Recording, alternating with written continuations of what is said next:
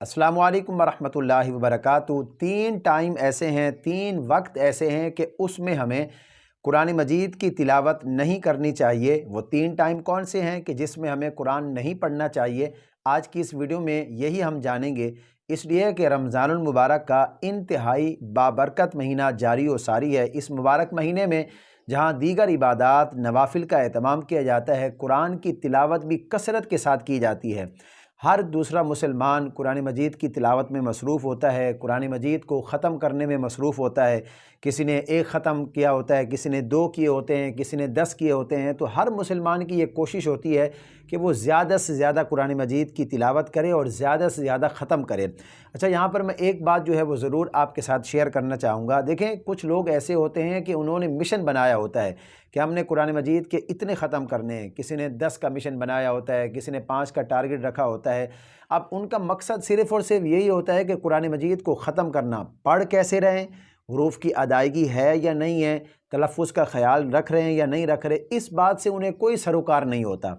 याद रखिएगा, अगर आप इस तरह पढ़ रहे हैं कि हुरूफ की अदायगी नहीं है, आपको कुछ समझ में नहीं आ रहा, तो इस तरह पढ़ने का कोई फ़ायदा नहीं है। 10 कुरान मजीद ख़त्म करने से ये ज़्यादा बेहतर है कि आप एक कुरान मजीद ख़त्म करें, लेकिन सही तलफ़्फ़ुज़ के साथ, हुरूफ की सही अदायगी, लहजा आपका अच्छा होना चाहिए। कुरान मजीद को खूबसूरत अंदाज में सही तलफ़्फ़ुज़ के साथ पढ़ने का मिशन रखें, कुरान ख़त्म करने का मिशन ना रखें।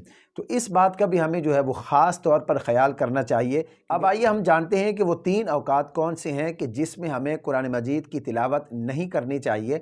उनमें जो सबसे पहला वक्त है वो है तुलूए आफ़ताब का वक्त, यानी जिस वक्त जो है वो सूरज तुलू होता है। ये 15 से 20 मिनट का वक्फ़ा होता है। इसमें कुरान मजीद की तिलावत ना करना ये ज़्यादा बेहतर और ज़्यादा अफजल है।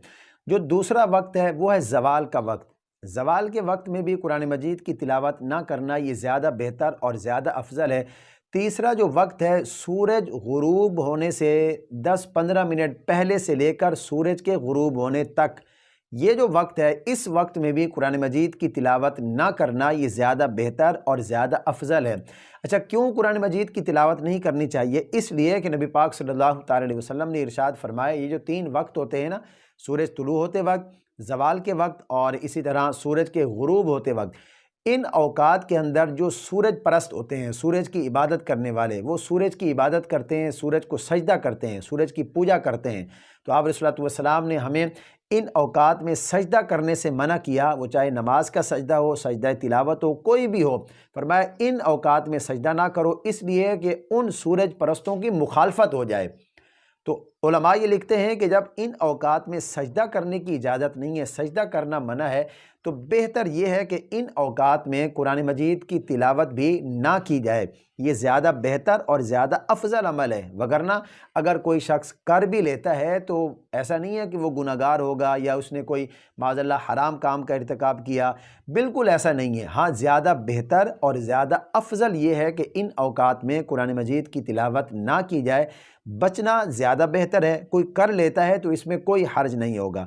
उम्मीद है कि ये मसला आपकी समझ में आ गया होगा। इस क्लिप को सवाब की नीयत से सदका जारिया समझकर अपने दोस्तों के साथ ज़्यादा से ज़्यादा शेयर कीजिए, ताकि उनके इल्म में भी इजाफ़ा हो सके, इसका आपको भी सवाब होगा।